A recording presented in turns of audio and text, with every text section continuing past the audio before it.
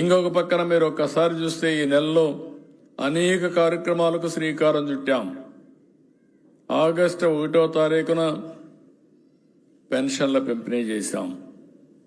అదే సమయంలో అన్నదాత సుఖీభవ రైతులను ఆదుకోవడం కోసం 20,000 రూపాయలు ఇస్తున్నాం. 14,000 రూపాయలు రాష్ట్ర ప్రభుత్వం, 6,000 రూపాయలు కేంద్రం ఇస్తుంది. మొన్ననే 5,000 రూపాయలు రాష్ట్రం, కేంద్రం 2,000 కలిపి 7,000 రూపాయలు మీ అకౌంట్లో వేసాం.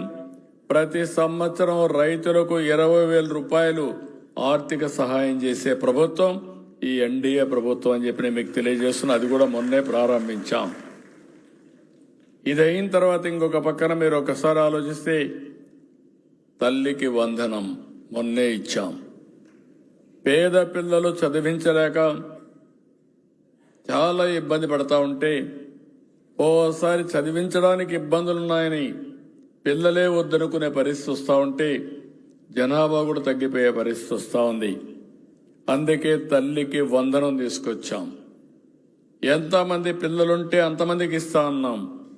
ఈరోజు కొన్ని కుటుంబాల్లో అయితే 7 మంది 8 మంది పిల్లలుంటే 7 మందికి 1,05,000 రూపాయలు వాళ్ళ అకౌంట్లో వేసిన ప్రభుత్వం ఈ ఎన్డీఏ ప్రభుత్వం అని చెప్పి కూడా నేను మీకు తెలియజేస్తాను. నిబంధనలు లేవు, ఎంతమంది ఉంటే అంతమందికి ఇచ్చాం.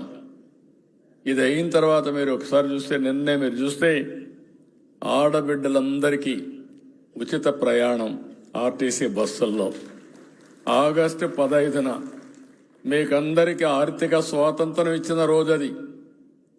ఒకప్పుడు మొబిలిటీ ఉండేది కాదు. ఆడబిడ్డలు బయట రావాలంటే చాలా ఆంక్షలు, ఉద్యోగాలు చేసుకున్న వాళ్ళకి సగం కట్ అయ్యేది. ఇప్పుడు భర్త భార్య ఉద్యోగం చేస్తే కాస్తో కూస్తో భర్త ఆదాయం ట్రాన్స్పోర్టేషన్ కూడా పోతే నెట్గా మీకు మాత్రం ఎంత జీతం వస్తుందో అంత జీతం తీసుకునే పరిస్థితి తీసుకొచ్చామంటే అది ఈ ప్రభుత్వం చూపించే విధానం, మహిళల పట్ల ఆసక్తి. దీనివల్ల చాలా లాభాలు. పిల్లలు చదువుకోవాలంటే, స్కూల్కి పోవాలంటే ఈజీగా పోవడం. ఇంకొక పక్కన ఎవరైనా వ్యాపారాలు చేసుకోవాలంటే వ్యాపారాలకి సులభతరంగా ప్రయాణ సౌకర్యం చేయడం. ఇంకొక పక్కన ఎవరైనా దేవాలయాలు చూడాలనుకుంటే ఇంట్లో కూర్చొని బోరు కొడితే దేవాలయం కూడా చూసి దర్శనం చేసుకుని మళ్ళా ఇంటికి రావడం. ఇలాంటి అనేక వినూత్నమైన కార్యక్రమాలు. ఒక్క విషయం మీరు గుర్తుపెట్టుకోవాలి. కొంతమంది అనుకుంటున్నారు నేనేదో ఎలక్షన్లో ఓట్ల కోసం మా ఆడబిడ్డలకి ప్రయాణ సౌకర్యం ఇచ్చానని కాదు. ఈ మొబిలిటీ వల్ల ఆడబిడ్డలు బయట తిరగడం అలవాటైతే ఆర్థిక అభివృద్ధికి మీరే ప్రధాన సూత్రధారులు అవుతారనేది నా ప్రగాఢమైన విశ్వాసం అని చెప్పి కూడా నేను మీకు తెలియజేస్తున్నా. ఎన్నో సంవత్సరాలకు నేను ఒక మాట చెప్పాను. ఒకప్పుడు వంట చేయాలంటే చాలా కష్టంగా ఉండేది. వంట దగ్గరికి ఆడబిడ్డలైతే వంటింట్లోనే ఉండేవాళ్ళు. మా తల్లిని నేను చూశాను, ఇప్పుడు కూడా నాకు గుర్తుంది. అనారోగ్యం పాలయ్యే వాళ్ళ వచ్చిన పొగంతా కూడా మింగి దేశంలో ఎవ్వరూ ఆలోచించిన సమయంలో నేను ఆ రోజు ఆలోచించి ప్రతి ఇంటికి ఉచిత గ్యాస్ సిలిండర్లు ఇచ్చాను.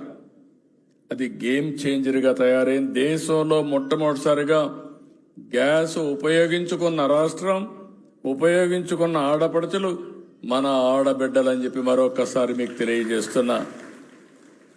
ఈరోజు 3 గ్యాస్ సిలిండర్లు ఉచితంగా ఇస్తున్నాను. దానికి కూడా కారణం ఉంది. ధరలు పెరిగిపోయినాయని మళ్ళీ కట్టెల పొయ్యితో మీరు వంట చేసే పరిస్థితి వస్తే ఇది కరెక్ట్ కాదని ఇచ్చాను. అంటే మీ సమయాన్ని సద్వినియోగం చేసుకోవాలి. కట్టెల పొయ్యితో చాలా సమయం అవుతుంది, అదే స్టవ్ అయితే చాలా ఈజీగా అయిపోతుంది. ఈరోజు చాలా మంది మీరు ఇంటికే పరిమితం ఎందుకు అవుతున్నారంటే బయట పోతే ఖర్చులు అవుతాయి, ఆర్టీసీ బస్సు రేట్లున్నాయి. ఇవన్నీ మళ్ళీ ఒకప్పుడు నేను చూసేవాడిని. ఆడబిడ్డల్ని చిన్నప్పుడు తల్లిదండ్రుల పైన, పెద్ద అయితే భర్తల పైన, ముసలి వాళ్ళైతే మళ్ళా పిల్లల పైన, ఒక మాటలో చెప్పాలంటే వాళ్ళ దయాదాశాల పైన బతికేవాళ్ళు. ఇప్పుడు నేను ఇచ్చినట్టే సద్వినియోగం చేసుకోగలిగితే మా ఆడబిడ్డలందరూ మీ ఇంట్లో మగవాళ్ళు మీ మీద ఆధారపడే పరిస్థితి వస్తుంది. అది ఎక్కువ రోజుల్లో ఎక్కువ సమయం లేదని చెప్పి కూడా నేను మీకు తెలియజేస్తున్నా.